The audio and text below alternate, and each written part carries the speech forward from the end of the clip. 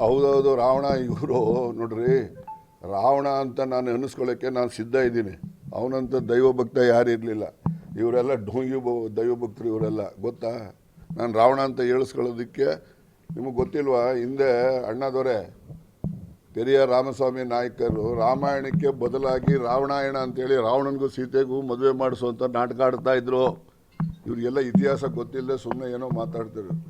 ರಾವಣನಿಗೆ ಈಗ ರಾವಣ ಸೀತೆ ಅಪಹರಿಸ್ಕೊಂಡು ಹೋಗ್ತಾನೆ, ಅವನ ಬಲಾತ್ಕಾರ ಮಾಡ್ಬೋದಾಗಿತ್ತು, ಆದರೆ ಬಲಾತ್ಕಾರ ಮಾಡೋದಿಲ್ಲ. ಅವನ ಸೀತೆಗೆ ಅವನ ತಂಗಿ ಕಳಿಸಿ ಅವಳು ಆ ಸೀತೆಗೆ ಮನವೊಲಿಸೋ ಪ್ರಯತ್ನ ಮಾಡ್ತಾನೆ. ರಾವಣನ ದೊಡ್ಡ ಗುಣ ಅಲ್ವಾ ಅದು?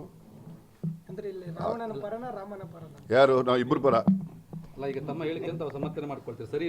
ಸದಾ ಕಾಲ ನಾನು ಯಾವೆಲ್ಲ ಹೇಳಿಕೆ ಹೇಳಿದ್ದೀನಿ, ಹೇಳಿಕೆಗೆ ನಾನು ಬದ್ಧನಾಗೇ ಇದ್ದೀನಿ. ಯಾವ ಹೇಳಿಕೆಯಿಂದ ಹಿಂದೆ ಹೋಗುವಂಥ ಪರಿಸ್ಥಿತಿ ಇಲ್ಲ. ಯಾವುದೇ ದೋಷ ಇಲ್ಲ ಅನ್ನುವಂಥ ತಮ್ಮ ದೋಷ ಇಲ್ಲಪ್ಪ. ದೋಷ ಇದೆ ಅಂದರೆ ಹೇಳಲಿ ಅವರು. ನನಗೆ ರಾವಣನಿಗೆ ಹೋಲಿಸೋರು ಸಂತೋಷ ಪಡೋನು ನಾನು. ರಾವಣ ಅವನು ಶಿವನ ಪರಮ ಭಕ್ತ. ಅವನು ರಾವಣನಿಗೇನೆ ಆತ್ಮಲಿಂಗ ಕೊಟ್ಟಿದ್ದು ಈಶ್ವರ, ಗೊತ್ತಾಯ್ತಾ? ಇದೆಲ್ಲ ಅವ್ರಿಗೆ ಗೊತ್ತಿಲ್ಲ, ಹೇಳ್ತಾರೆ ಅಷ್ಟೇ. ನಡೀರಿ.